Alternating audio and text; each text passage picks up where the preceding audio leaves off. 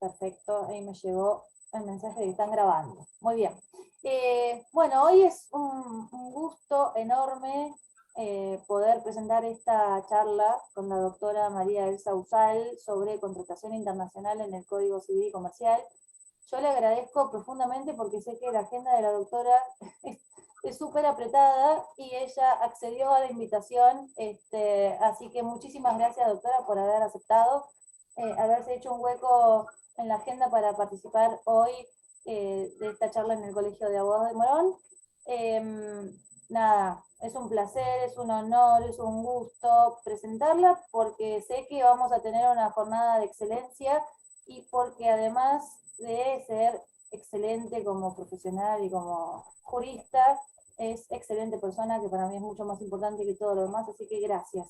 Bueno, yo voy a hacer una presentación de su currículum abreviado, porque si no vamos a estar un montón de tiempo, que ya es bastante extenso a pesar de lo abreviado.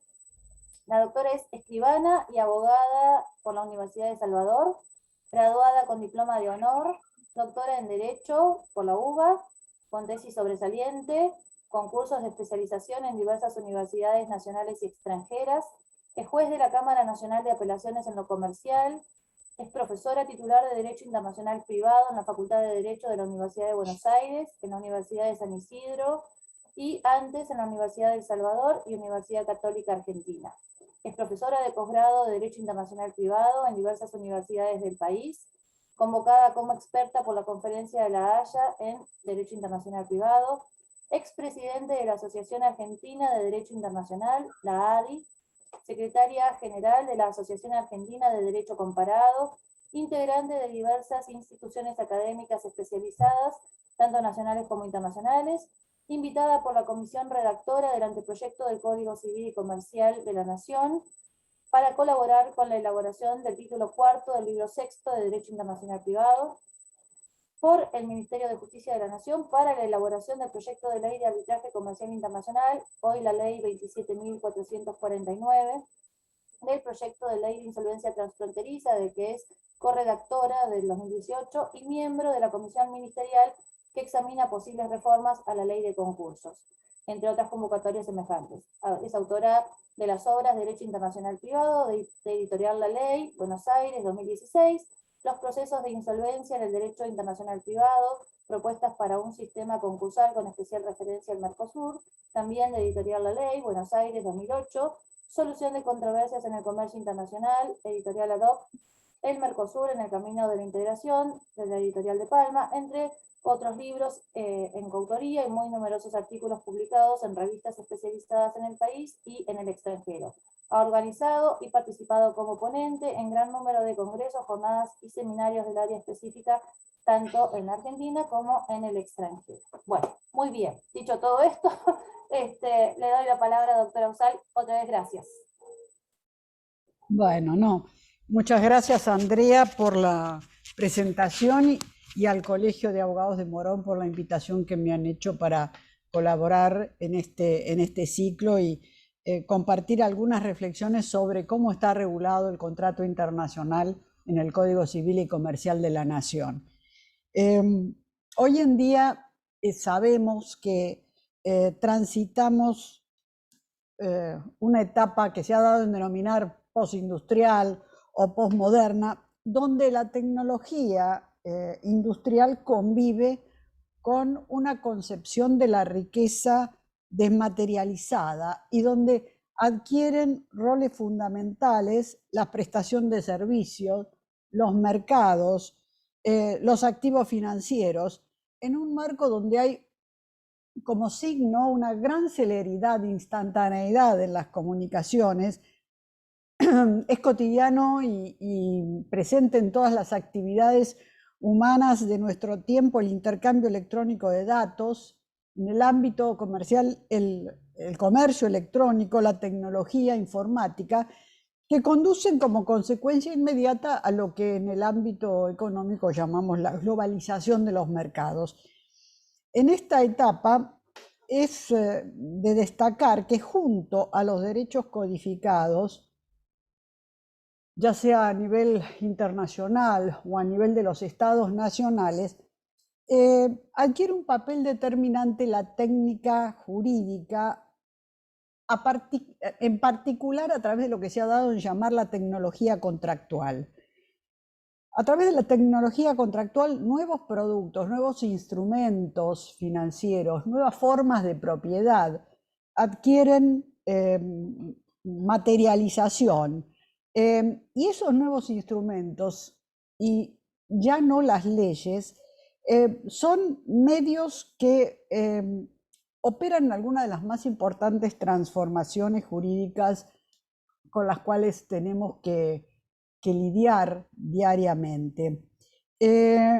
Fíjense que el contrato es el principal instrumento en el mundo de los negocios en la operación de estas transformaciones. Gran número de figuras contractuales aparecen regulando esta realidad global, que suelen ser captados por los derechos nacionales como contratos atípicos y que en el plano de los negocios internacionales generan modelos internacionales de negocios uniformes, de contratos uniformes, que son los contratos de los mercados globalizados. Entonces, frente a las convenciones internacionales clásicas, tenemos modelos contractuales uniformes que operan en los mercados financieros, en el transporte internacional, en el ámbito del seguro, en el ámbito de las transacciones comerciales, en el crédito documentado, etc. Y se organizan como operadores de esta realidad sociedades internacionales, a nivel internacional me estoy refiriendo, ¿no? Sociedades internacionales, grupos societarios multinacionales, protagonistas de la globalización, pero que no operan como los estados nacionales porciones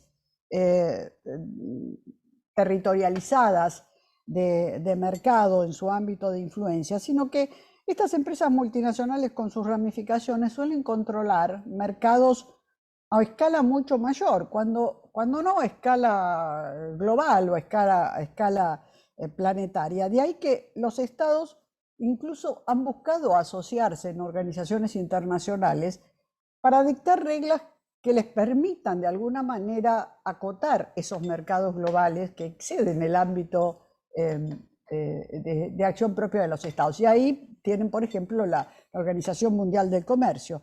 O sea, la evolución actual de las más media, de las comunicaciones, la globalización de los mercados, trae de la mano cambios con principios fundamentales. Ya en la etapa de la liberalización de los mercados plantea como principio el principio de la autonomía de la voluntad. Pero por otro lado, esta misma compleja realidad que es necesario regular y acotar muestra una creciente tendencia a establecer ciertas restricciones en esa realidad contractual requeridas por las condiciones sociales, por las condiciones económicas, por la gestión de los mercados, por las operaciones de diversa índole, de bolsa, financieras, por la necesidad de proteger a los consumidores, por la necesidad de evitar abusos de posición económica preponderante, evitar situaciones de competencia desleal. Y hoy en día entonces el derecho de los contratos adquiere distintas formas de expresión. Hay un panorama que nos muestra a los contratos tendiendo a una línea de modernización y de armonización, refiriéndome al contrato internacional, ¿no? Y hay un amplio espectro de instrumentos, que no solo son convenciones internacionales a nivel universal o a nivel regional o a nivel continental, sino también con modalidades de contratación impuestas por organizaciones no necesariamente internacionales con participación estatal, como sería una una convención internacional, sino condiciones generales de contratación, cláusulas predispuestas que son captadas por la CCI, la Cámara de Comercio Internacional, por la Conferencia Internacional de Fletes, por la International Air Transport Association, por distintos organismos particulares que van armonizando intereses en determinadas ramas de la actividad económica. En esa armonización vemos que hay líneas que enfocan los contratos como parte del derecho de las obligaciones, otros que toman al contrato específicamente como tal. Algunos buscan la armonización, una armonización completa de los contratos, del derecho de los contratos internos e internacionales. Otros focalizan la regulación en el comercio internacional.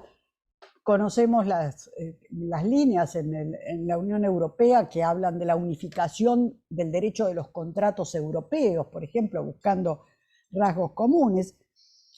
Se discute si tomar la regulación del contrato como solo la parte general del contrato o entrar a regular contratos en particular, o si los contratos o las relaciones de consumo deben ser incluidas dentro de la regulación del contrato y entonces tutelar, digamos, o proteger al consumidor o el criterio de atender al bienestar del consumidor como un elemento de la regulación general del derecho de los contratos, o prescindir de la regulación del consumidor como un aspecto particular. O sea, es una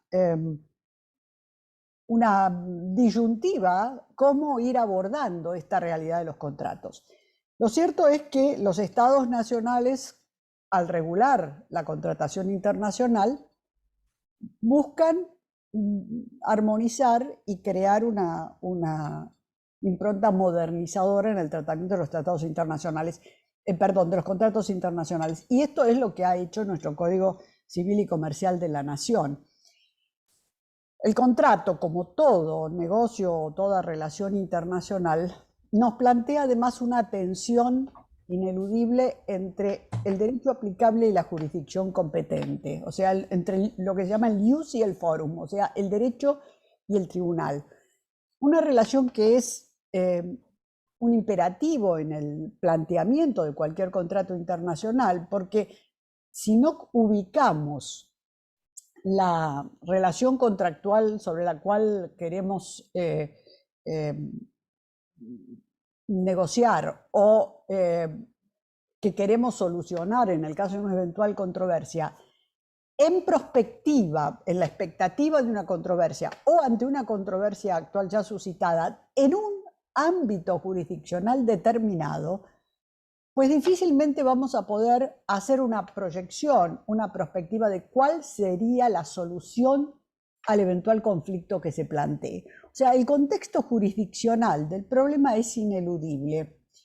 Por eso es que siempre en derecho internacional privado se aborda un problema encuadrándolo jurisdiccionalmente, o sea, en el marco de la jurisdicción. Ustedes recorren el Código Civil y Comercial de la Nación en el título cuarto del libro sexto, donde se tratan las disposiciones de derecho internacional privado, van a ver que hay un capítulo general sobre jurisdicción internacional, que es el capítulo segundo de ese título cuarto, y hay un tercer capítulo que trata de los distintos problemas de la parte especial de los distintos institutos del derecho privado que se enfocan desde el ángulo internacional, y en todas las secciones, o en casi todas las secciones, no en todas, pero en casi todas las secciones de esa parte especial aparece la norma de jurisdicción especial. O sea, especial para ese sector, digamos, problemático que se está analizando en el código. Esto ocurre también en materia de contratos, o sea, el contexto jurisdiccional de dónde se va a plantear eventualmente una controversia desde el ángulo del criterio de atribución de jurisdicción del legislador argentino. O sea, cuando los jueces argentinos pueden entrar a conocer en un conflicto que se suscita vinculado al territorio de la República o a sus bienes o a sus ciudadanos, Y también cuáles son los criterios generales de atribución de jurisdicción que vamos a reconocer válidamente para eventualmente reconocer y ejecutar una sentencia. Fíjense que estos criterios, este contexto jurisdiccional para orientar al intérprete, se encuentran consignados en el artículo 2650 del Código Civil y Comercial de la Nación. Allí está el marco a partir del cual podemos efectuar entonces una prospectiva eficaz de cuál puede ser el derecho aplicable para resolver el caso. ¿Por qué? Porque cada juez, cada tribunal va a aplicar su propio derecho internacional privado para resolver el caso. O sea que si nosotros tenemos un eventual conflicto, tenemos que pensar en qué lugar, en qué ámbito jurisdiccional se va a plantear, puede plantearse o conviene plantearlo. Y en esa perspectiva, en esa proyección de cuál es el lugar donde tenemos que plantear la controversia, es un factor determinante cuál va a ser el derecho que va a aplicar ese tribunal para solucionar la controversia, para poder predecir la suerte de nuestra pretensión. Y allí, evidentemente, no podemos obviar que cada tribunal va a aplicar su propio derecho internacional privado, de fuente internacional o de fuente interna, según corresponda, para solucionar el caso. Entonces, ¿cómo sería este planteo si la controversia puede llegar a suscitarse en nuestro país? ¿Cuándo puede llegar a plantearse en nuestro país?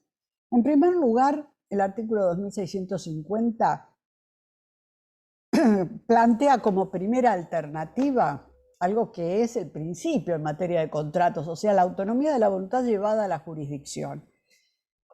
Y prevé que pueda haber un acuerdo válido de elección de foro entre las partes o un acuerdo válido de prórroga de jurisdicción, en el cual las partes hayan convenido elegir el tribunal competente ante el cual llevar su controversia. Si no existiese un acuerdo de prórroga de jurisdicción, un acuerdo de elección de foro, entonces la norma prevé que a opción del actor, el actor puede elegir los jueces, o podría optar entre los jueces del lugar del domicilio del demandado o residencia habitual del demandado, que es un principio general de nuestro derecho procesal internacional, consagrado en el capítulo 2 del título 4, con una precisión en materia de contratos en particular, que es que si hubiere varios demandados, podría demandarse ante el domicilio de cualquiera de ellos. Esta es una precisión tomada del artículo 5º, inciso 5º del Código Procesal Civil y Comercial de la Nación, que colma de alguna manera una laguna que existía en este punto. Una segunda opción es acudir a los tribunales desde el lugar de cumplimiento de cualquiera de las prestaciones contractuales. En esta solución, que es el inciso B del artículo 2650, el legislador ha tomado en consideración la doctrina de la Corte Suprema, sentada en el caso embotelladora Buenos Aires contra Holiday Inn, que se había hecho eco ya de la doctrina en nuestro país, Bogiano, Goldschmidt, que señalaban que a qué lugar de cumplimiento nos estamos refiriendo. Nos estamos refiriendo al lugar de cumplimiento de la prestación del deudor. Y entonces hay que demandar donde el deudor debió cumplir y no cumplió. Goldschmidt ya anunciaba y Bogiano completó la idea diciendo no solo donde el deudor debió cumplir y no cumplió, sino también donde el actor debió cumplir y cumplió. O sea, cualquier lugar de cumplimiento de las prestaciones del contrato. Esta es una interpretación amplia, peculiar de nuestro derecho procesal internacional que está consagrada expresamente en el inciso B. Cualquier lugar de cumplimiento, no solo el lugar de cumplimiento de la prestación característica o el lugar de cumplimiento de la obligación del demandado, sino cualquier lugar de cumplimiento, incluso donde el deudor debió cumplir y cumplió. Y en la tercera alternativa que se prevé en el artículo 2650 es la posibilidad de demandar ante los jueces del lugar donde se encuentra la sede, sucursal o agencia o representación, la sucursal, agencia o representación del comerciante en el extranjero o de la matriz en el extranjero que ha participado en nuestro país en la negociación o en la celebración del contrato. Este último inciso nos está planteando una jurisdicción concurrente en aquellos casos en los cuales existe una sociedad extranjera que es parte del negocio y además hay una sociedad, una sucursal, agencia o representación de esa sociedad en el país. O sea, podemos demandar alternativamente a esta sociedad extranjera en su sede en el extranjero o en el domicilio del empresario extranjero, pero también se la puede demandar en la sucursal, agencia o representación que esa empresa o ese empresario tiene en el país, si es que esa agencia, sucursal o representación ha intervenido en la negociación o en la celebración del contrato. No cabría demandar a una empresa extranjera en su sucursal local por un negocio en el que esta sucursal, agencia o representación no hubiera intervenido, porque en ese caso entraríamos a habilitar una vía judicial con posibilidades ciertas de indefensión. Bien, este es un poco el criterio general de este contexto jurisdiccional. Ahora, vayamos al derecho aplicable. ¿A cuáles son las reglas de derecho aplicable? Fíjense que tradicionalmente en nuestro derecho privado de fuente interna, en el Código de Vélez, el principio de la autonomía de la voluntad, que ya hemos mencionado, aparecía como una clara disposición inserta en este artículo famoso, nuestro famoso 1197 del Código Civil, que ahora está reproducido en los artículos 958 y 959 del Código Civil y Comercial. Una norma que nos decía que en principio o como principio la voluntad de las partes contractualmente expresada constituye una regla a la cual las partes deben someterse como la ley misma, el principio de la autonomía de la voluntad. Cabe recordar, sin embargo, que en el derecho privado interno esta facultad de disponer las soluciones de fondo del contrato, incluso de prescindir de las normas de derecho aplicable que eran disponibles para la autonomía de la voluntad de las partes, se ejercía o se ejerce en el ámbito del derecho privado interno, siempre dentro de los límites de las disposiciones coactivas o imperativas del derecho interno de cada uno de los países. O sea, aquellas normas inderogables de orden público interno o coactivas del derecho interno que regulan en el ámbito del derecho interno el marco en el que se ejerce esa autonomía de la voluntad. Ahora bien, el Código de Vélez no decía nada respecto de la autonomía de la voluntad en los contratos internacionales. Y este es un vacío que dio lugar a importantes disquisiciones en la doctrina respecto de si era admisible o no la autonomía de la voluntad en los contratos internacionales y con qué alcance debía entenderse esa autonomía en su caso. Este vacío viene a ser llenado con la reforma del Código Civil y Comercial de la Nación. Antes de entrar en esto, algunas precisiones. ¿Qué entendemos por autonomía? Autonomía. Podríamos pensar autónomos, autonomía propio legislador, o sea que el autor del contrato es creador y fuente independiente de los términos del contrato, prescindiendo de cualquier orden jurídico establecido. Esto sería una idea de una autonomía universal, una autonomía que si lo llevamos al plano internacional, podríamos decir, bueno, como este es un contrato internacional, en un plano de internacionalidad, las partes pueden elegir el contenido de su derecho, de su contrato, y prescindir de la sujeción a cualquier derecho estatal. Bueno, la verdad es que a poco que este sinalagma contractual funcione, se socialice, evidentemente no le va a ser posible a las partes en este contrato prescindir del derecho positivo, prescindir de la realidad social, y en cuanto surja un conflicto van a surgir límites impuestos a esta autonomía de la voluntad, impuestos por los estados con los cuales deben interactuar, con lo cual defender una autonomía universal de estas características solo podría darse en algún ámbito, como hipótesis, ¿no? En algún ámbito sofisticado, con grandes contratos internacionales, con cláusulas de internacionalización, que digan, por ejemplo, que el contrato se va a regir por los principios generales del derecho, por los principios de la buena voluntad, de la buena fe, y los principios de las naciones civilizadas,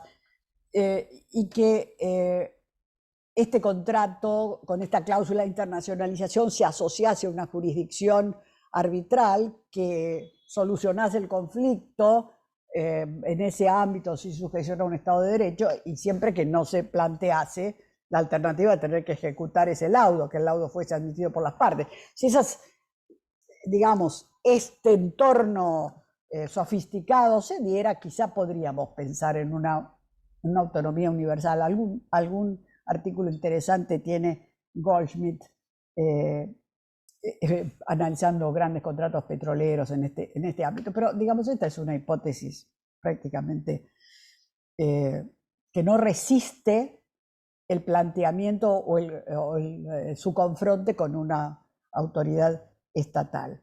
Lo normal es pensar entonces que la autonomía de la voluntad es una fuente derivada de la voluntad del sujeto, que es capaz de crear las normas jurídicas de su contrato, pero porque un orden jurídico le autoriza a hacerlo y lo habilita para ello, y en ese orden jurídico o en los ordenamientos jurídicos vinculados a esa relación aparecen determinadas limitaciones o determinados marcos en el ejercicio de esta autonomía de la voluntad.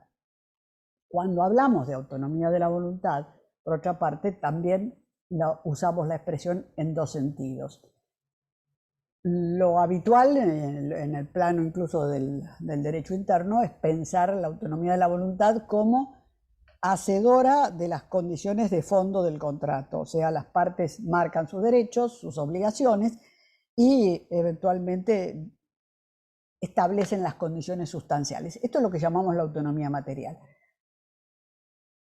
En el plano del derecho, y en ese plano, en el ámbito interno, también entonces en lo que es disponible para la autonomía de la voluntad de las partes pueden desplazar el derecho previsto por el legislador en la medida en que es disponible. Ahora, cuando pensamos la autonomía de la voluntad en un contrato internacional, se añade otra pregunta, otro interrogante. En esta facultad que tienen las partes de disponer del derecho aplicable en materias que son disponibles para la autonomía de la voluntad, esencialmente cuestiones patrimoniales e internacionales, ¿se puede disponer del derecho elegido por el legislador en la norma de conflicto para solucionar el problema? Todos ustedes recuerdan lo que es la norma de conflicto en el derecho internacional privado, ¿no?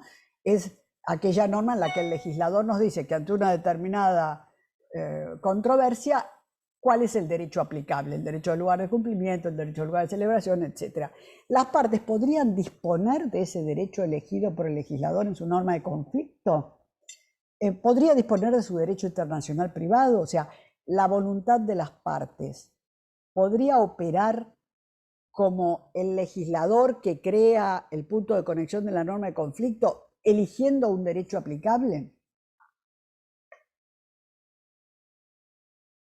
Esto es lo que se llama la autonomía conflictual, o sea, las partes pudiendo elegir el derecho aplicable a su contrato, el derecho de un país determinado. Normalmente, y nuestro código lo dice expresamente, cuando se elige un derecho extranjero aplicable al caso, el derecho argentino, el derecho francés, el derecho italiano, se entiende elegido el derecho interno de ese país y no su derecho internacional privado, o sea, sus normas de conflicto, salvo que expresamente se lo diga así.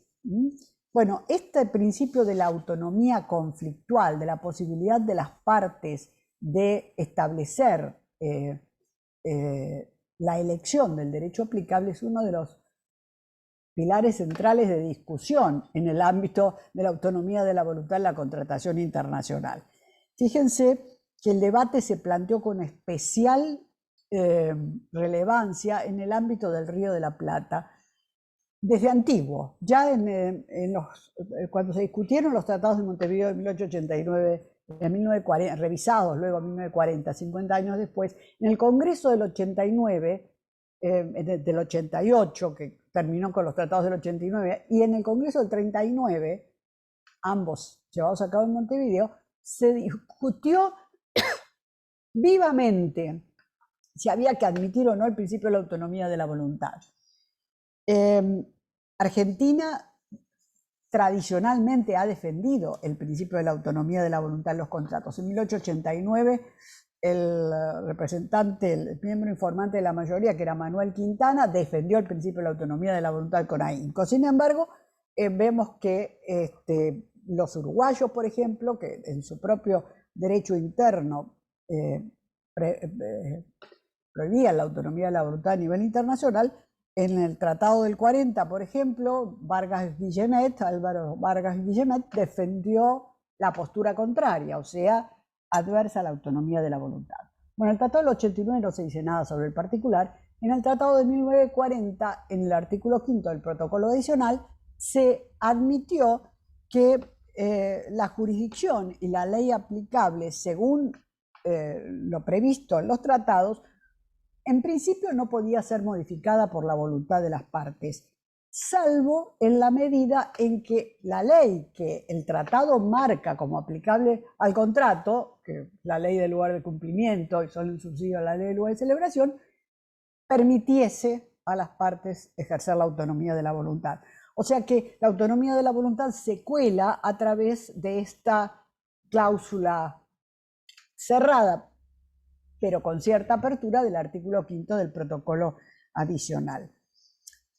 El tema en nuestra doctrina, en nuestro derecho, en nuestra doctrina internacional de fuente interna, bueno, también se planteó discutida. Hubo profesores importantes que se pronunciaron en contra de la autonomía de la voluntad en materia de contratos internacionales, y hubo otros autores como Goldschmidt y Bogiano que defendieron el principio. Bogiano incluso hizo de esto su tesis, probando cómo, aunque pretendiésemos negar la autonomía de la voluntad existía realmente. Bogiano hacía como una suerte de silogismo con los artículos 1209, 1210, 1212 del Código de Vélez, y decía, bueno, las partes pueden... ¿Qué nos dice el legislador? Que el derecho aplicable al contrato es el país del lugar de cumplimiento. ¿Cuál es el lugar de cumplimiento? El 1212 decía el lugar de cumplimiento que en ellos de los contratos en los que ellos no estuviera establecido. O sea que el primer lugar de cumplimiento es el establecido por las partes. Si las partes podían establecer el lugar de cumplimiento, luego las partes podían indirectamente elegir el derecho aplicable.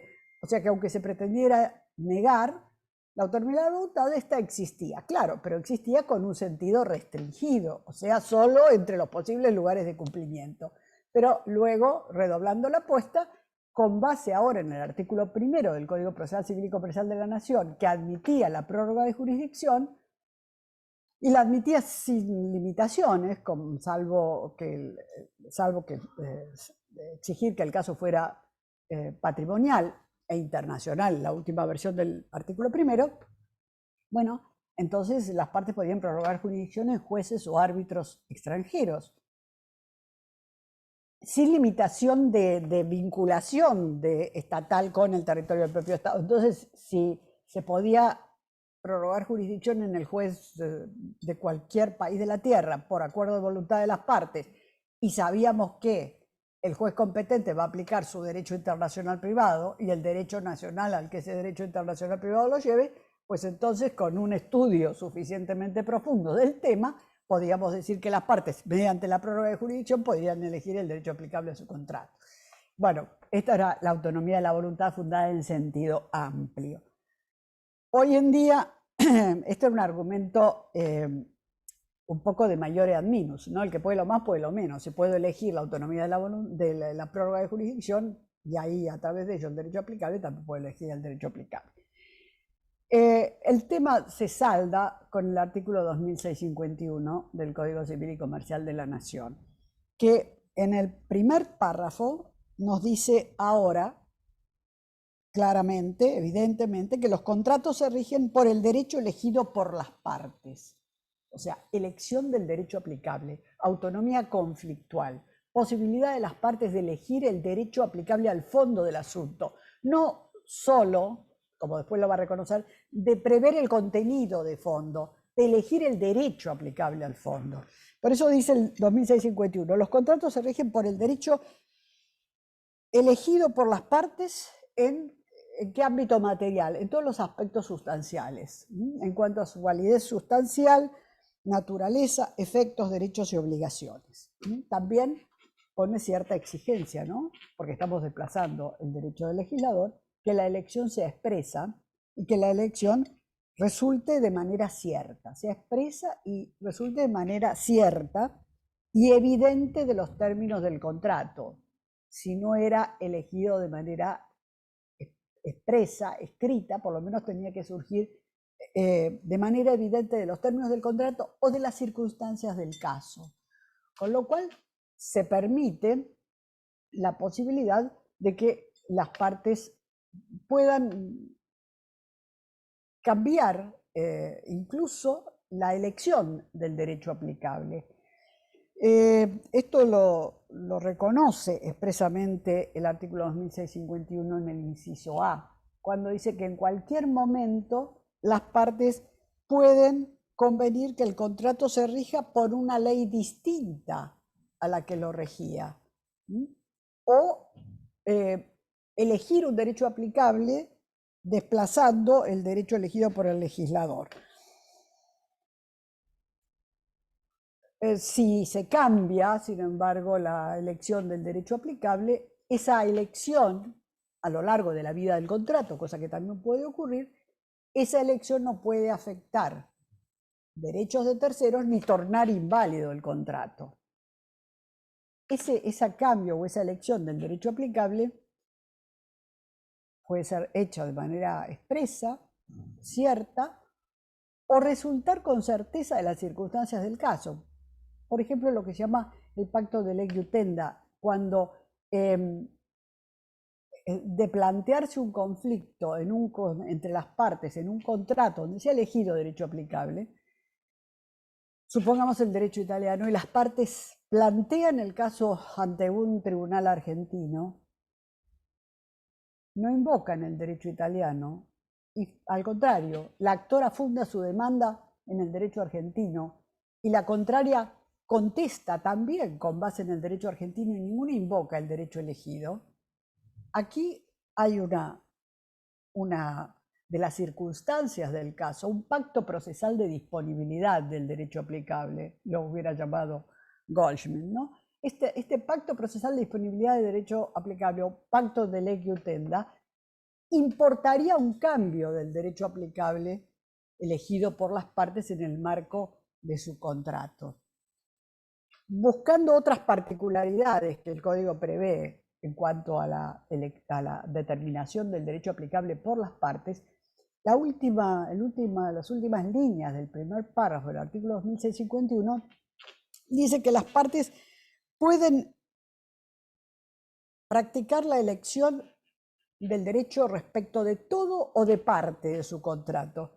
Fíjense que esta posibilidad de múltiple elección del derecho aplicable a un único contrato es lo que en doctrina, y sobre todo en la doctrina francesa, se conoce con el nombre de dépesage. El dépesage, ¿qué supone? Que las partes han dispuesto voluntariamente que algún aspecto de su contrato sea regido por un derecho, por ejemplo, la validez, y otro aspecto por otro derecho, por ejemplo, los efectos. Evidentemente, sería un contrato complejo el que tuviera esta estructura, ¿no? Este dépesage, esta posibilidad de aplicar varios derechos o múltiples derechos a un único contrato. Sin embargo, la doctrina dice que esta es como, digamos, la máxima expresión de la autonomía de la voluntad de las partes, ¿eh? de Nova dice, por ejemplo, esto. Si nosotros quisiéramos ahí distinguir cómo se aplicarían estos posibles derechos si pusiéramos varios derechos aplicables a un mismo contrato, y por ejemplo, un derecho se aplicara a los efectos y otro derecho se aplicara a la validez sustancial, haríamos un corte, que la doctrina francesa dice como un corte horizontal o un corte grande, una gran coupure, donde una parte del contrato se rige por un derecho y otra parte del contrato se rige por otro derecho. Partiendo, digamos, la sustancia del contrato, corte grande, la gran coupure. O podríamos hacer un corte en cuanto al derecho aplicable atendiendo a los sujetos.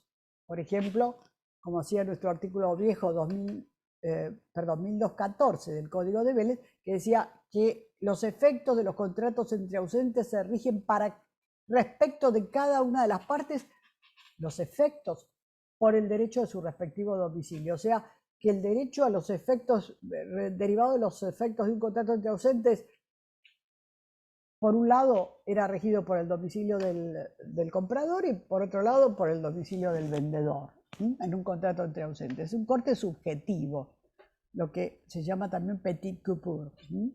Esto puede estar previsto por las partes o puede estar previsto por el legislador y sería aceptable, admisible en ambos casos. Fíjense entonces que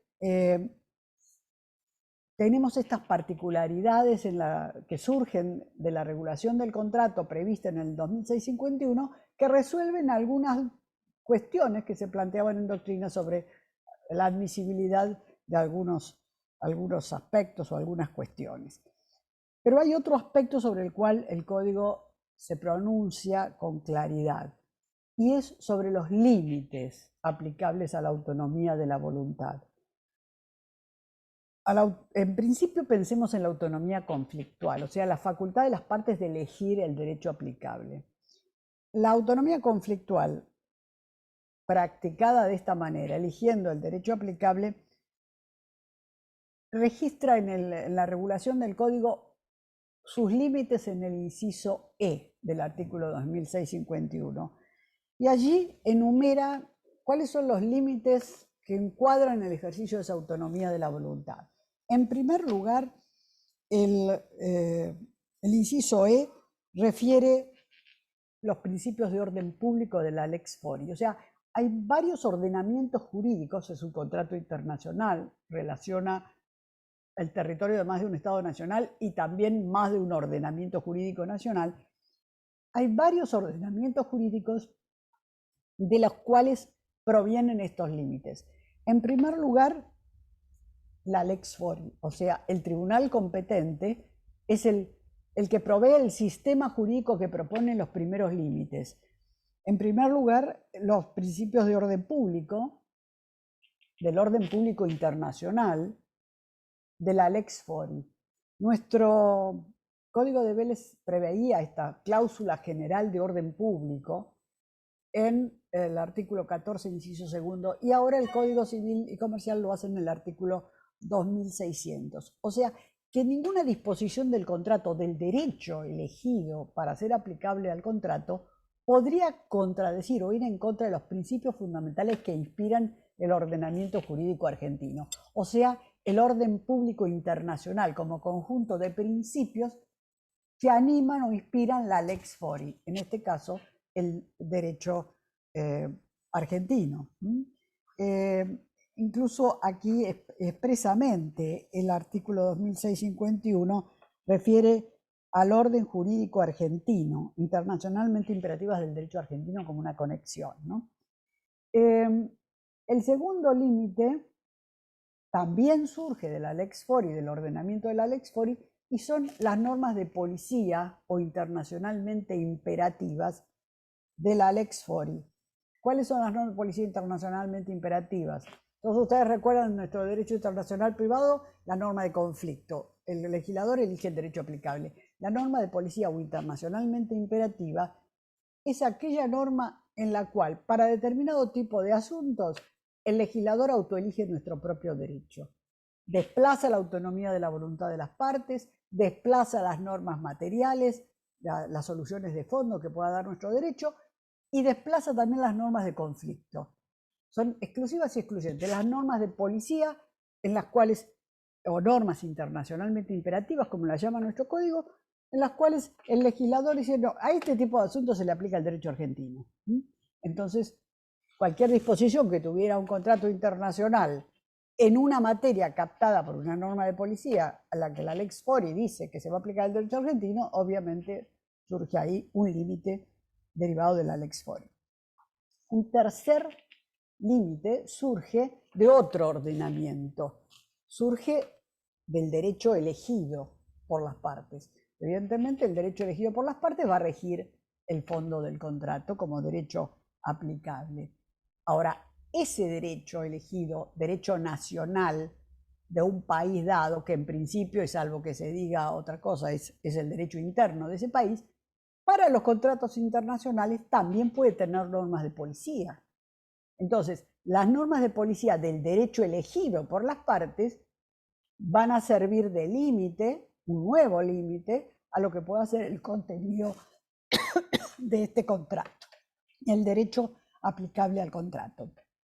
Porque cuando elegimos el derecho de un país, lo elegimos in integrum, también con sus normas de policía. Cuarto límite. Ese mismo derecho elegido, aplicable al caso, además de las normas de policía que se aplican a los contratos internacionales en ese derecho elegido, también tiene, cuando funciona como derecho interno que va a regir el fondo del contrato, normas coactivas o normas inderogables del derecho interno. Esas normas coactivas del derecho interno elegido, traído al contrato por las propias partes, también forman un límite en principio.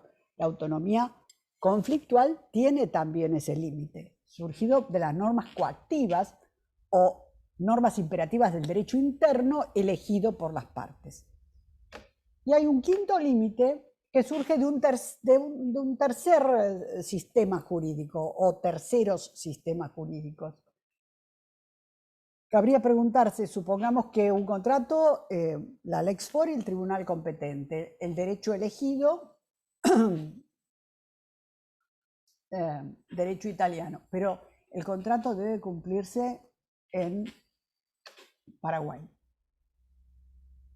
¿Podría contener el derecho, el funcionamiento de ese contrato una disposición que contrariase las disposiciones del país del lugar de cumplimiento total o parcial del contrato, aunque ese país del lugar de cumplimiento y el derecho del país del lugar de cumplimiento no sea el derecho elegido y tampoco sea el derecho del juez?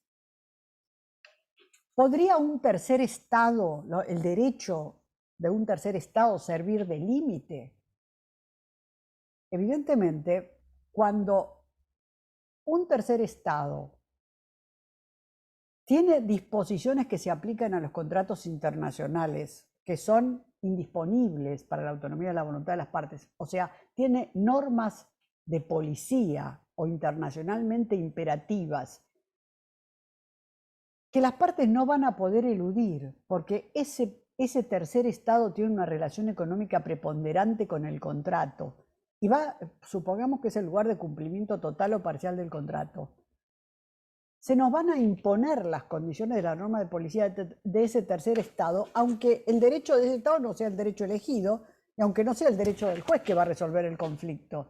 Porque si pretendiésemos resolver ese contrato ignorando los efectos que tienen sobre su cumplimiento las normas internacionalmente imperativas de ese Estado que tiene una relación económica preponderante, estaríamos desconociendo la realidad social y material jurídica de ese contrato. O sea que hay un tercer límite que surge de las normas de policía o internacionalmente imperativas de terceros estados que guardan una relación económica preponderante con el contrato y que se van a imponer y las partes no las van a poder soslayar por más ingeniería tecnológica contractual que puedan haber ideado, porque se les va a imponer al contrato y el juez que resuelve el caso no podría ignorar ese tipo de óbices porque impiden el cumplimiento del contrato, se imponen al contrato.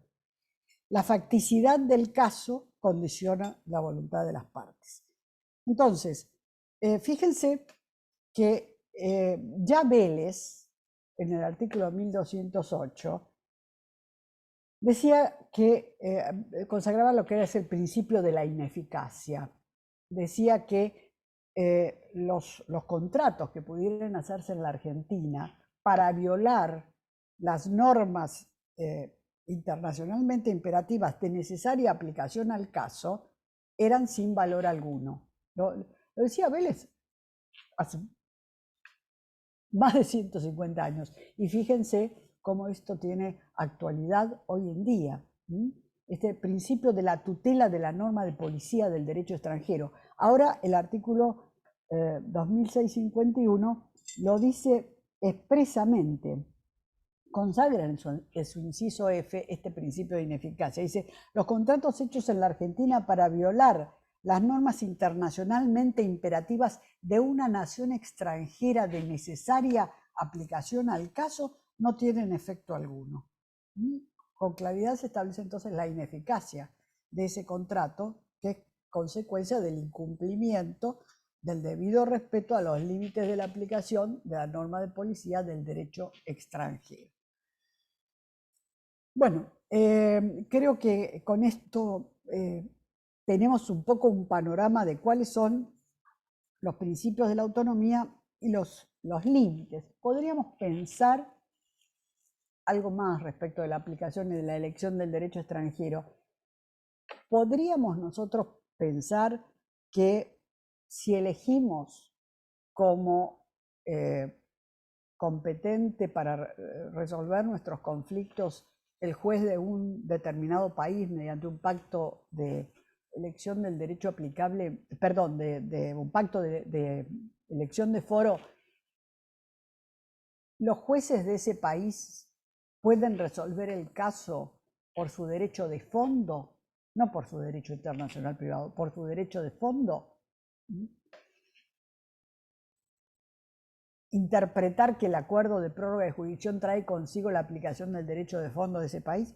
Bueno, este es un tema que por ahí en alguna doctrina, si no hay un pacto de elección del derecho aplicable, y en algunos países del derecho comparado, países anglosajones sobre todo, se saca esta conclusión. Como el tema era debatido en doctrina, el artículo 2651, en doctrina y en el derecho comparado, el artículo 2651 en el inciso G resuelve la cuestión con una expresa solución que nos dice que la elección de derecho de un determinado foro nacional, o sea, el derecho de un determinado, la elección de un determinado foro nacional, de un determinado tribunal, no supone la elección del derecho interno aplicable en ese mismo país. O sea, la elección de foro no implica la elección del derecho aplicable al fondo de una manera lineal. Nosotros podemos combinar una cláusula de elección de tribunal competente con una cláusula de elección del derecho aplicable y hacer combinar ambas cosas de manera tal que el juez aplique su propio derecho interno, pero eso será la voluntad de las partes que lo quiere así, y no deducir de la elección del tribunal que es aplicable el derecho interno de ese país como una conclusión. Esto expresamente lo señala el artículo 2651 en el inciso G, previendo que esta interpretación no es correcta. Y así como está previsto, fíjense, antes de terminar, que con esto de los límites, que lo que hace el Código Civil y Comercial de la Nación, en el inciso E del artículo 2651, no es más que tomar los lineamientos sobre límites que ya había fijado la Corte Suprema de Justicia en los casos Méndez Vallés con Pecio y Tacticián contra fabricaciones militares. O sea, se plasma límites que ya habían sido marcados en doctrina también, pero que se plasma en estos fallos de la Corte Suprema y que son llevados ahora a la solución legislativa. Así como está entonces tan regulada la autonomía conflictual, también en el artículo 2651 se contempla la autonomía material, o sea, la voluntad de las partes que pueden disponer de las condiciones sustanciales, de fondo del contrato. Y las partes pueden entonces, así como pueden elegir el derecho aplicable al contrato, pueden establecer las condiciones sustanciales. Y dentro del ejercicio de esa autonomía sustancial, también cabe el desplazamiento de algunas disposiciones que son traídas al contrato por la voluntad de las propias partes. Entre ellas las normas coactivas del derecho elegido. Esto lo prevé expresamente el artículo 2651 en el inciso C, cuando dice: las partes pueden establecer de común acuerdo el contenido material de sus contratos e incluso crear disposiciones contractuales que desplacen las normas coactivas del derecho elegido. Fíjense, es otra vez el argumento de maiore ad minus. ¿Quién trajo el derecho elegido al contrato? Las partes. El derecho elegido al contrato tiene disposiciones en su derecho interno coactivas. Esas disposiciones coactivas son aplicables en la medida en que ese derecho interno se aplique al contrato. Pero como las partes lo trajeron, las partes también podrían sustraer las disposiciones coactivas. Mientras lo hagan no in totum, sino con una disposición en sentido contrario, desplazando las normas coactivas del derecho elegido que ellas trajeron al contrato. ¿Podrían las partes con este mismo argumento de maiore ad minus desplazar las normas de policía del derecho elegido? Fíjense, es el mismo argumento de maiore ad minus. ¿Quién trajo ese derecho al contrato? Las partes. ¿Podrían las partes decir, bueno, esta norma de policía no se va a aplicar? Podrían hacerlo en la medida en que no existe una norma de policía similar en la Lex Fori que se imponga, y en la medida en que el derecho elegido no sea un derecho que guarde una relación económica preponderante con el contrato, porque si el derecho elegido guarda una relación económica preponderante por el contrato, para el contrato, aunque las partes quisieran excluirla, igual se les va a imponer. O sea que esta facultad derogatoria de la autonomía de la voluntad de las partes sobre el derecho elegido por autonomía material, tiene estos límites que les digo, sobre todo, sobre las normas coactivas no tiene tantos límites porque son del derecho interno, pero sobre las normas de policía tienen el límite que surge de la relación económica preponderante que tenga el derecho elegido con el fondo del contrato. ¿Qué límites tiene la autonomía material? La autonomía material tiene los mismos límites que la autonomía conflictual, con estas habilitaciones que la propia autonomía material hace. O sea, los principios de orden público de la Lex Fori son límite ineludiblemente, las normas de policía de la Lex Fori son límite ineludiblemente. El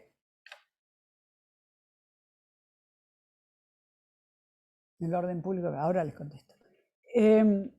Las normas de policía de terceros estados que guardan una relación económica preponderante con el contrato, y podrían ser disponibles como límite las normas coactivas del derecho elegido cuando las partes dispusieran con una norma material de sentido contrario, y allí las normas coactivas del derecho elegido podrían no ser límite. Y las normas de policía del derecho elegido son límites si el derecho elegido guarda una relación económica preponderante, si no cabría este desplazamiento. Ahora alguien me hizo una pregunta sobre los límites, que veo que no quedó del todo claro lo que dije respecto de los límites. Evidentemente un límite son los principios de orden público. Es lo que dijimos, el primer límite siempre son los principios de orden público de la Lex Fori. Este es un primer límite ineludible. El fraude a la ley como límite no es un límite que surja como límite. El fraude a la ley surge de la manipulación de los hechos del caso. Entonces, esto impide que la norma de conflicto funcione normalmente.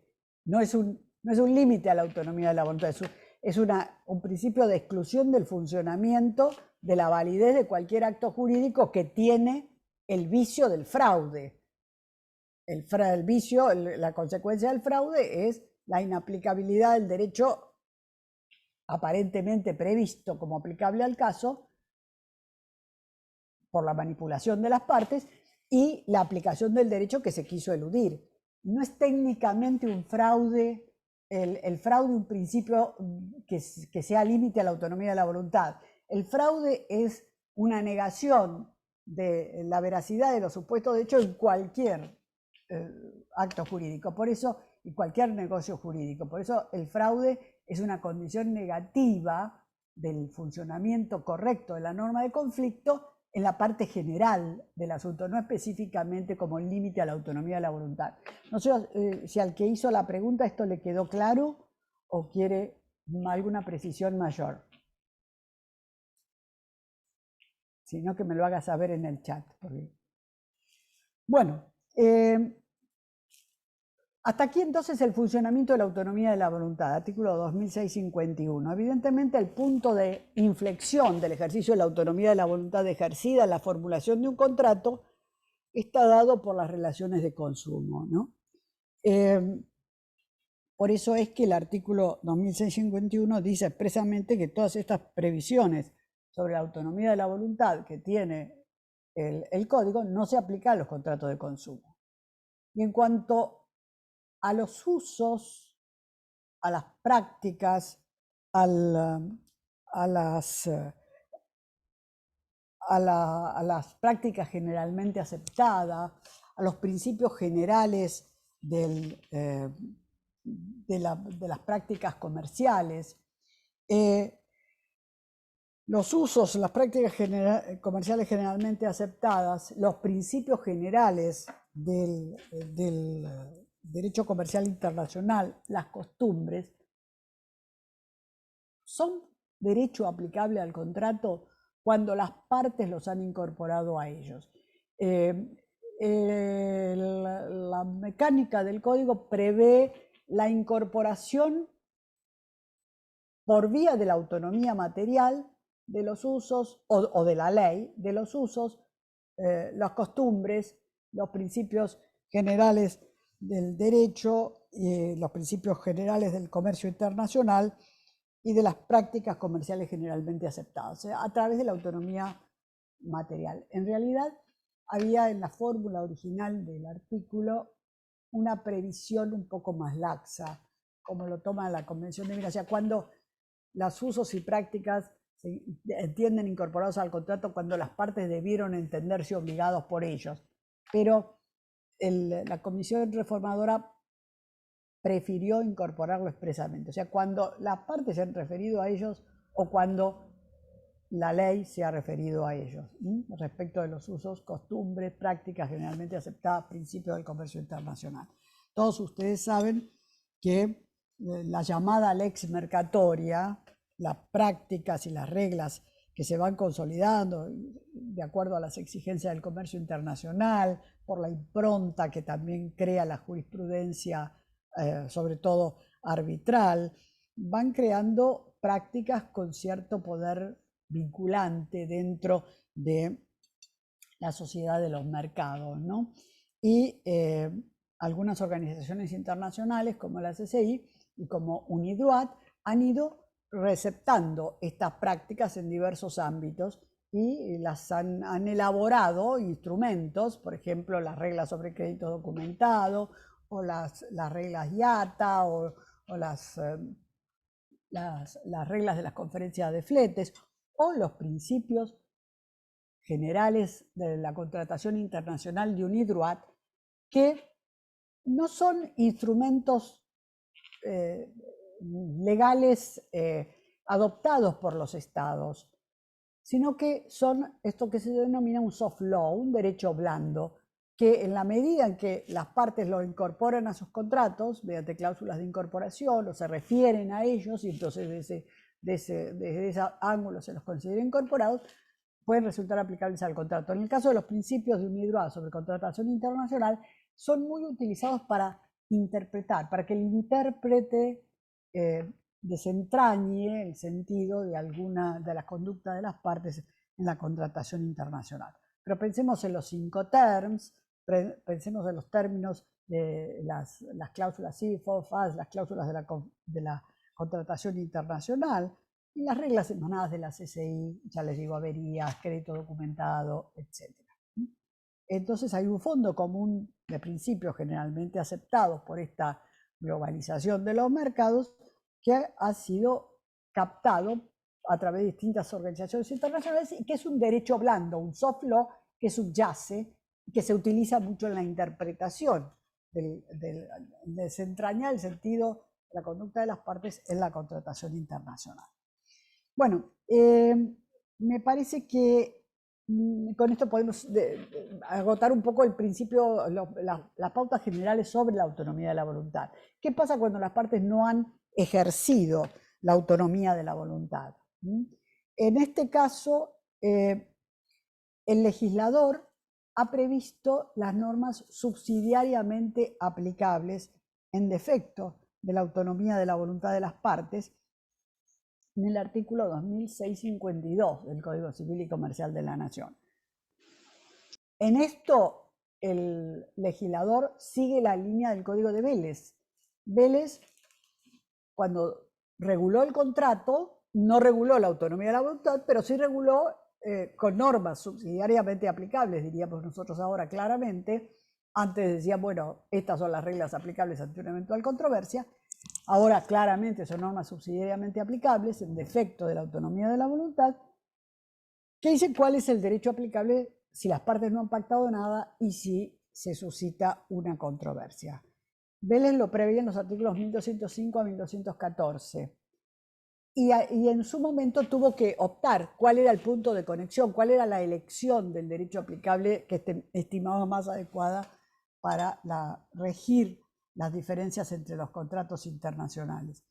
Y allí tuvo que optar entre el principio de la lex loci executionis, o sea, la ley del lugar de ejecución, o la lex loci solutionis, o sea, la ley del pago, y que eran los clásicos de Potier, de Savigny, y la ley del lugar de celebración, que era la lex loci celebrationis, que era la que propiciaba, por ejemplo, Story, Bouillanois y otros autores, ¿no?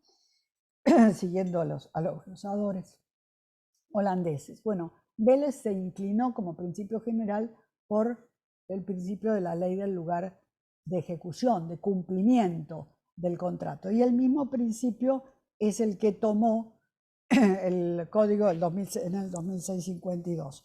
O sea que, en defecto de elección de las partes sobre el derecho aplicable, el contrato se rige por las leyes y usos establecidos por la ley del país del lugar de ejecución, del país del lugar de cumplimiento. Ahora, tal como lo hacía Vélez, también el código actual, en el segundo párrafo, define autónomamente qué se entiende por lugar de cumplimiento, a través de tres alternativas en cascada, o sea, en primer lugar, en segundo lugar, en tercer lugar. ¿Qué se entiende por lugar de cumplimiento? En primer lugar, o sea, se jerarquizan las presunciones de qué se entiende por lugar de cumplimiento. En primer lugar, el lugar de cumplimiento es el expresamente designado por las partes en el contrato.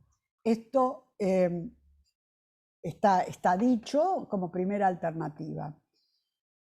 En su defecto, el derecho que surge de la naturaleza del contrato, también lo decía Vélez así, el que surja de la naturaleza de las obligaciones. ¿Cuál es el derecho que surge de la naturaleza de las obligaciones? En primer lugar, digamos que el derecho que surge de la naturaleza de las obligaciones es aquel que hace que las obligaciones sean lo que, el contrato sea lo que es. En un contrato sinalagmático, donde hay prestaciones a cargo de las dos partes, o por lo menos de dos de las partes, o sea, hay prestaciones que caracterizan el contrato y otras prestaciones que son comunes a casi todos los contratos, que son las prestaciones dinerarias. Entonces, en las prestaciones aquellas que caracterizan al contrato, que hacen que el contrato sea lo que es lo que Adolf Schnitzer llamaba la prestación característica del contrato, que es donde se produce la operación del contrato, aquella prestación que tiene la virtud localizadora del contrato. La entrega de la cosa, la prestación del servicio. En cambio, la prestación no dineraria es la común. Entonces, una primera interpretación posible es que la naturaleza de la obligación es aquella prestación característica del contrato. Ahora, esta idea de la prestación característica luego también fue discutida en la doctrina, porque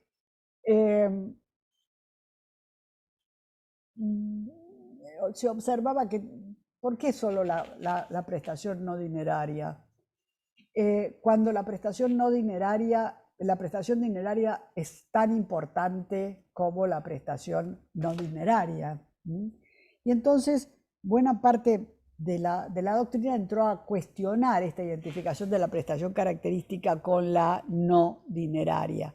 Y analizando fundamentalmente la equivalencia de intereses, los beneficios recíprocos de las partes en el contrato y fundamentalmente giros que la jurisprudencia le daba a las soluciones en esta materia, que Vélez mismo destacó, en defecto de la identificación de estas prestaciones que surgieron de la naturaleza del contrato, caracterizadoras del contrato, se entró a prever como tercera alternativa el domicilio del deudor. Domicilio del deudor de la prestación más característica. Esto decía Viller. Fíjense que el domicilio del deudor estaba previsto también por Vélez, allá en el Código Civil. Domicilio del deudor cuando era el lugar en el que el contrato fue hecho, si no podía establecerse la prestación característica por la naturaleza de la obligación. O el domicilio actual del deudor. Bueno, y esta tercera alternativa entonces es la que toma el 2652. 2652 nos dice el lugar designado en el contrato, el que resulta de la naturaleza de la obligación o el domicilio actual del deudor de la prestación más característica. Esta es la calificación autónoma que Vélez nos da, que nos daba Vélez, pero que ahora nos da el Código Civil y Comercial, de qué se entiende por lugar de cumplimiento. ¿Qué pasa si en un contrato no podemos determinar el lugar de cumplimiento?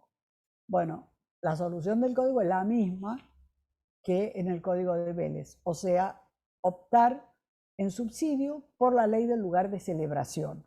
Así lo hacía Vélez en el artículo 1205. Contratos que no tuvieran determinado el lugar de cumplimiento y en los que se podía determinar el lugar de celebración, el derecho aplicable era la ley del lugar de celebración.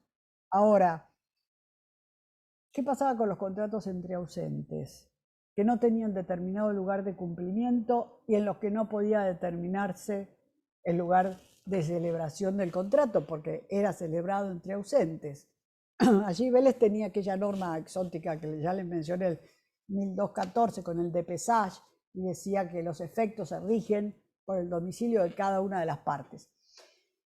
Ahora, el código toma la solución de los tratados de Montevideo, de 1889 y 1940, que también prevén, como el código, que en primer lugar se va a aplicar la ley del lugar de cumplimiento, en subsidio, si no hubiera determinado lugar de cumplimiento, la ley del lugar de celebración, y en los contratos entre ausentes, la fórmula de Montevideo, cuando no había determinado ni lugar de cumplimiento ni lugar de celebración, había una presunción legal de que el contrato se celebraba, o sea, se perfeccionaba en el lugar donde, con el cruce de las propuestas entre las partes. Y entonces ese lugar donde se producía el cruce de las propuestas entre las partes, era considerado el lugar de perfeccionamiento o de celebración del contrato. Esa misma idea que estaba en los tratados de Montevideo, los artículos 37 y 42, tratado del 89 y el 40, se toma en la última parte del artículo 2653 y se dice que la perfección de los contratos entre ausentes se rige por la ley del lugar de donde partió la oferta aceptada. Cuando la oferta parte de un lugar y se cruza con la aceptación de la otra, bueno, el perfeccionamiento se sitúa en el lugar de donde partió la oferta aceptada. Esta es la solución de nuestro código, que toma en realidad el antecedente vigente, de derecho vigente en nuestro país, que es el Código de Vélez. Como en los tratados de Montevideo, entonces la celebración se perfecciona con el cruce de propuestas entre las partes, remitiendo al lugar donde partió la oferta aceptada. Bueno, y en materia de contratos, pues ya deben estar agotadísimos, les señalo la última norma que contiene esta sección 11, que es el artículo 2653.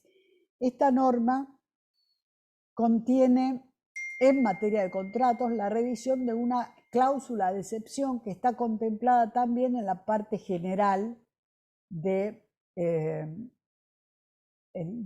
título cuarto, en el capítulo primero, en el artículo 2597, que autoriza al juez a optar como derecho aplicable por un derecho más estrechamente relacionado de una manera sustancial con el contrato, cuando el derecho elegido por el legislador no se ajusta, digamos, a esta, no guarda esa relación de estrecha proximidad con el caso.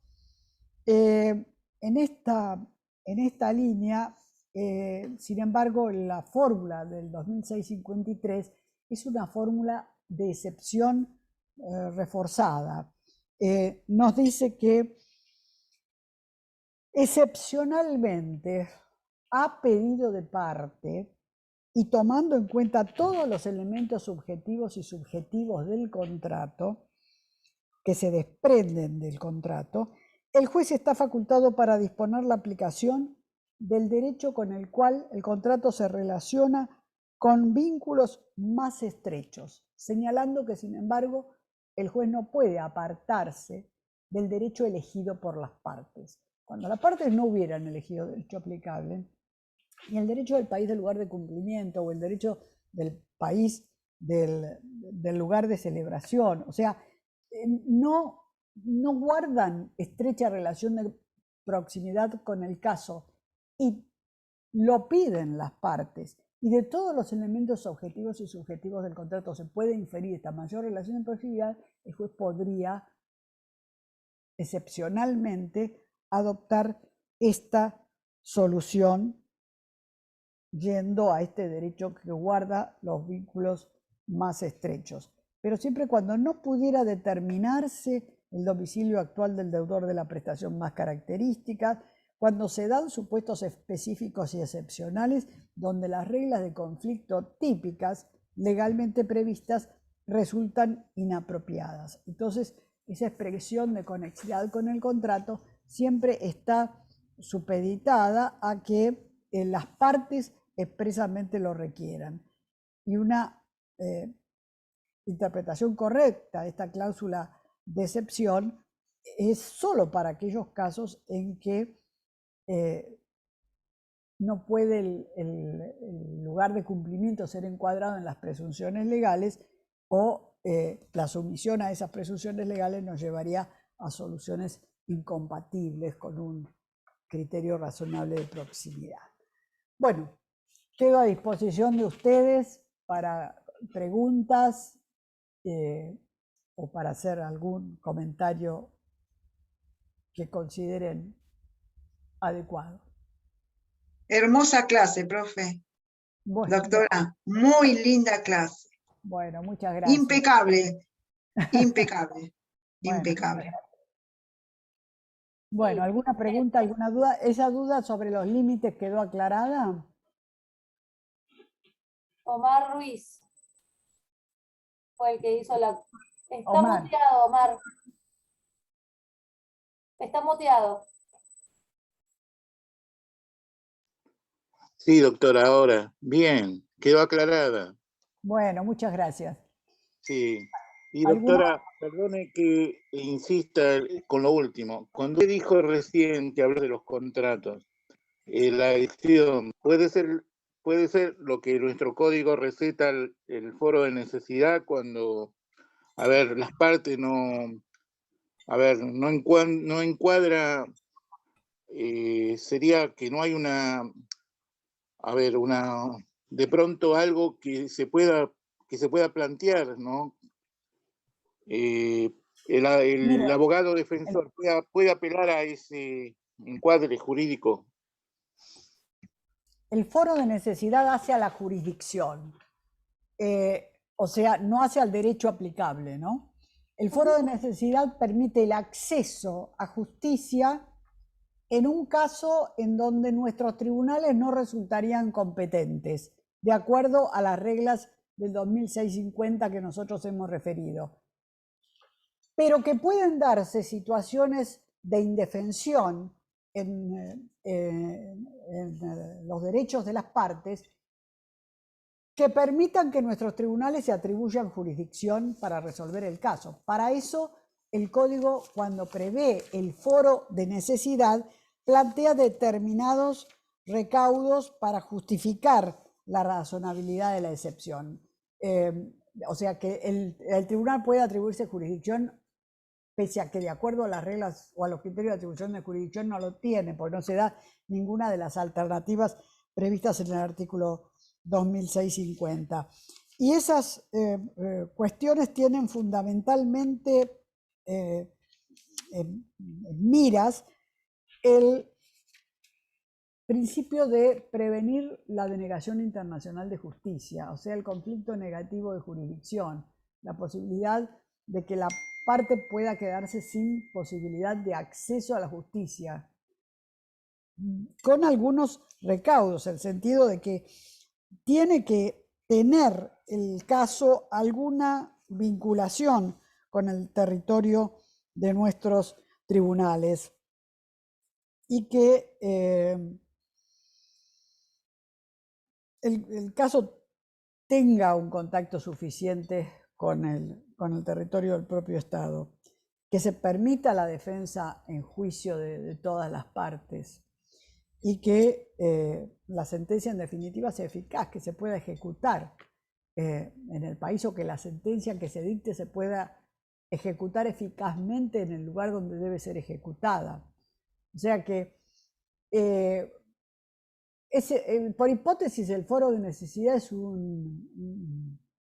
una fórmula abierta que si se dan los requisitos que prevé el artículo 2602, que es donde se prevé el foro de necesidad, bueno, puede llegar a ser aplicable, pero siempre fundamentalmente es que no sea exigible que la demanda se inicie en el extranjero, que haya un contacto en el país, que haya que evitar la denegación internacional de justicia, que haya posibilidad de defensa en juicio y que la sentencia sea eficaz. Esas son las exigencias del foro de necesidad, que hace al acceso a la jurisdicción, luego repito, no al derecho aplicable. El derecho aplicable y esta flexibilización está en el 2653 respecto de la cláusula de excepción, que en materia de contratos tiene estas particularidades, no es tan abierta como en el 2597, que es la cláusula de excepción general. Es una cláusula escapatoria acotada a ciertos supuestos. No sé si le está respondida la pregunta.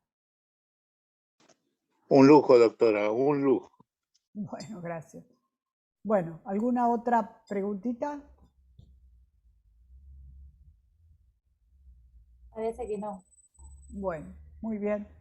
Bueno, excelente, por supuesto, bueno, todos los comentarios ahí usted verá en el chat que dicen exactamente esto. Excelente su disertación, como siempre. Bueno, muchas gracias por estar acá con nosotros hoy, por brindarnos todos sus conocimientos. Gracias a todos por haber participado. Y les vamos, aunque sea virtual, un aplauso enorme a la doctora. Presencialmente lo escucharía mejor. Muchas gracias de corazón. Excelente. Muchísimas gracias por la invitación a ustedes y a todos ustedes por la paciencia, pues no es muy divertido estar una tarde ahí, 1 hora y media escuchando los contratos Uno aprende internacionales. mucho, así que es Bueno, más que muy válido. bueno, muchísimas gracias a ustedes. Hasta luego, buenas tardes. Cuídense. Gracias, gracias. Gracias. Hasta luego. Hasta luego. Qué linda clase. Mira,